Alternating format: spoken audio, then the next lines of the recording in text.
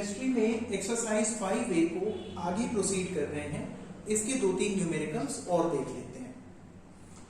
तो numerical number 8 exercise 5A का आपका है कि 2500 cc of oxygen was burned with 600 cc of ethane. Calculate the volume of unused oxygen and volume of carbon dioxide formed after writing a balanced equation. यानी अगर आपको 2500 cc oxygen दिया गया है और इससे बर्न होने वाला इससे रिएक्ट करने के लिए आपको 600 cc ईथेन दिया गया है, तो हमसे पूछते हैं कि कितना वॉल्यूम ऑक्सीजन वो इस रिएक्शन के कंप्लीट हो जाने के बाद बचेगा और साथ में ये जो कार्बन डाइऑक्साइड फॉर्म हो रही है ये कितनी होगी।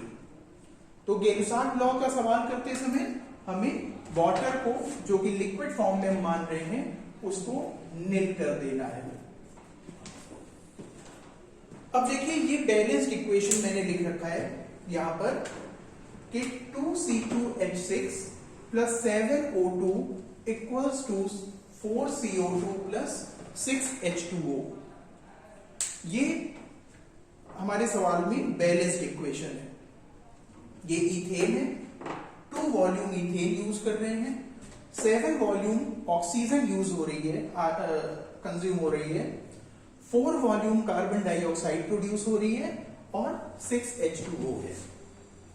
तो अब पहले हम ऑक्सीजन के लिए कैलकुलेशन कर लेते हैं। तो सिर्फ इतने पोर्शन को आप देखें, ये जो रिएक्टेंट साइड है C2H6 और O2 का, तो अगर 2 वॉल्यूम इथेन बर्न होती है 7 वॉल्यूम ऑक्सीजन से, तो 1 वॉल्यूम इथेन बर्न होगी 7/2 वॉल्यूम ऑक्सीजन से। इसलिए 600 cc जो हमें सवाल में पूछा है इन्होंने, 600 cc इथेन बर्न होगी 7/2 into 600, that is 2100 cubic centimetre of oxygen से। तो यहां पर इस रिएक्शन में, इस सवाल के अकॉर्डिंगली रिएक्शन में हमें हमारी जो ऑक्सीजन यूज हो जा रही है वो 2100 cc है, जबकि हमें ऑक्सीजन दी गई है 2500 cc। तो ऑक्सीजन सवाल में दी गई 2500 cc, जिसमें से खर्च हो रही है, जिसमें से यूज हो जा रही है 2100 cc। तो अगर दी गई ऑक्सीजन में से हम यूज्ड ऑक्सीजन को निकाल देते हैं तो हमें पता चल जाता है कि कितनी ऑक्सीजन हमारी लेफ्ट ओवर है, कितनी ऑक्सीजन हमारी बच रही है। तो 400 cc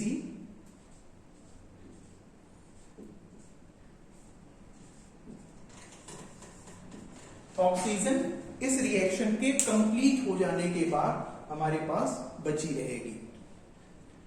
अब सवाल के दूसरे पोर्शन में हमसे पूछा गया है कि what volume of carbon dioxide is formed, कि कार्बन डाइऑक्साइड का कितना वॉल्यूम बना इस रिएक्शन में। तो आप याद करें कि एक सवाल में मैंने लिमिटिंग रिएजेंट के बारे में बात किया था। तो यहां पर लिमिटिंग रिएजेंट को आपको पहचानना है कि लिमिटिंग रिएजेंट इस रिएक्शन में कौन है। लिमिटिंग रिएजेंट वो होते हैं जिनके खत्म हो जाने पर, जिनके न रहने पर रिएक्शन बंद हो जाए। तो यहां पर आपको ऑक्सीजन ज्यादा अमाउंट में दी गई है। ज्यादा अमाउंट में देने का मतलब कि रिएक्शन हो जाने के बाद भी देखिए आपके पास 400 क्यूबिक सेंटीमीटर ऑक्सीजन बच रही है। लेकिन इथेन वो 600 cc है, यानी इथेन जैसे ही खत्म होगी रिएक्शन बंद हो जाएगा और आगे प्रोसीड नहीं होगा। तो यहां पर इथेन हमारा लिमिटिंग रिएजेंट है।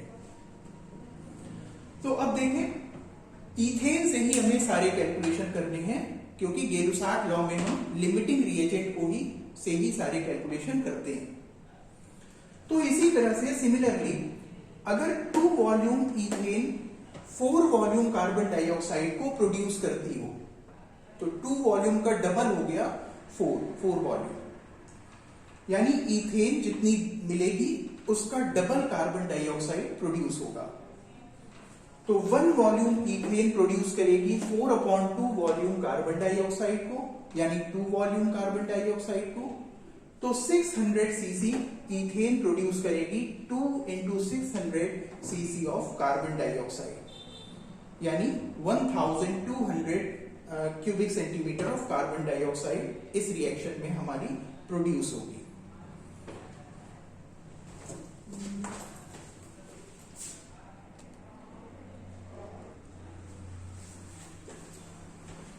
बच्चों अगला 14th क्वेश्चन है, तो ये भी आप लोग ध्यान से देखें, अच्छा क्वेश्चन है ये। अमोनिया में be oxidised to nitrogen monoxide in presence of a catalyst as following. तो क्वेश्चन में हमें रिएक्शन दे दिया है और बैलेंस्ड रिएक्शन है। रिएक्शन है 4NH3 + 5O2 = 4NO + 6H2O। If 27 liter of reactants are consumed, what volume of nitrogen monoxide is produced at same temperature and pressure? तो अगर 27 लीटर 27 लीटर पूरे रिएक्टेंट हम ले लें, यानी अमोनिया और ऑक्सीजन मिला करके 27 लीटर है, तो हमें कितना नाइट्रोजन मोनोऑक्साइड प्रोड्यूस होकर मिलेगी। तो यहां पर मैंने पहले स्टेप में ये रिएक्शन को लिख लिया है, जो कि बैलेंस्ड है। 4NH3 + 5O2 = 4NO + 6H2O। Liquid के फॉर्म में मान रहे हैं वाटर को, इसलिए वॉल्यूम नील कर ले रहे हैं। तो यहां पर टोटल रिएक्टेंट की बात हो रही है, किसी एक पार्टिकुलर रिएक्टेंट से चीजों के बनने की बात नहीं है। आप देखें यहां पर टोटल रिएक्टेंट हमें कहा गया है, यानी अमोनिया और ऑक्सीजन मिल करके अगर 27 लीटर है तो कितना नाइट्रोजन मोनोऑक्साइड प्रोड्यूस कर रहे हैं। तो यहां पर आप देखें टोटल रिएक्टेंट को मैंने यहां लिया है। अगर 4 वॉल्यूम अमोनिया का और 5 वॉल्यूम ऑक्सीजन का, यानी टोटल हमारे पास 9 वॉल्यूम रिएक्टेंट है, तो इसके हिसाब से अगर चले तो 4 वॉल्यूम नाइट्रोजन मोनोऑक्साइड प्रोड्यूस होती है। अगर 1 वॉल्यूम हम रिएक्टेंट्स को लें, दोनों रिएक्टेंट्स को मिलाकर अगर 1 वॉल्यूम खाली रखें, तो 4/9 वॉल्यूम नाइट्रोजन मोनोऑक्साइड प्रोड्यूस होगी। तो अगर टोटल रिएक्टेंट्स हम 27 लीटर ले रहे हैं, तो प्रोड्यूस होने वाली नाइट्रोजन मोनोऑक्साइड होगी 4/9 × 27, 9 3 × 27 और 4 3 × 12, तो 12 लीटर नाइट्रोजन मोनोऑक्साइड हमारी प्रोड्यूस होगी इस रिएक्शन में, इस सवाल के अकॉर्डिंगली। तो आगे अब हम लोग इसी चैप्टर को बढ़ाते हैं और मॉलिक्यूलर मास और एटॉमिक मास के बारे में कुछ चीजें समझ लेते हैं।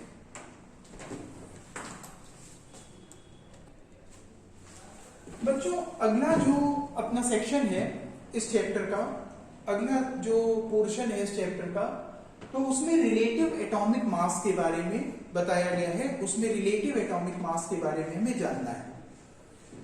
तो रिलेटिव एटॉमिक मास जब शुरुआत हुई केमिस्ट्री में इन सब चीजों की कैलकुलेशंस की, तो हम किसी भी एलिमेंट की तुलना वो हाइड्रोजन के एटम से करते थे।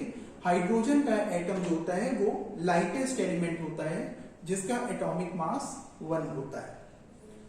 तो यहां पर आप वर्ड देख रहे हैं रिलेटिव।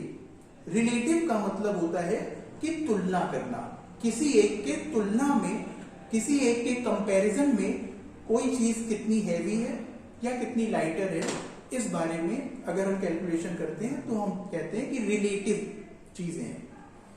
जैसे हम लोग बाजार में वेजिटेबल्स वगैरह लेने जाते हैं, तो एक साइड में वेट को रख दिया जाता है और दूसरे साइड में वेजिटेबल्स वगैरह को रखते हैं। तो जैसे ही उस वेट के कंपैरिजन में हमारी वेजिटेबल्स बराबर वेट की हो जाती हैं, बराबर मास की हो जाती हैं, तो बैलेंस हमारा जो होता है वो इक्विलिब्रियम में आ जाता है और हम कहते हैं कि जो हमारी वेजिटेबल्स है या जो सामान है वो उतने ही वेट के हैं।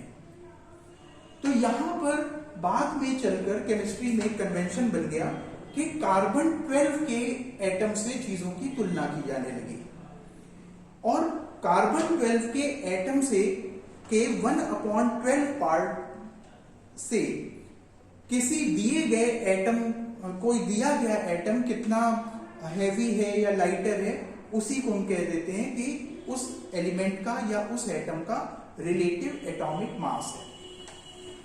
तो रिलेटिव एटॉमिक मास का जो फॉर्मूला बनता है वो आता है relative atomic mass is equal to mass of one atom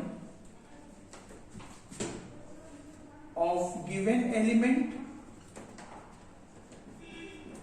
upon 1/12th part of mass of one carbon 12 atom।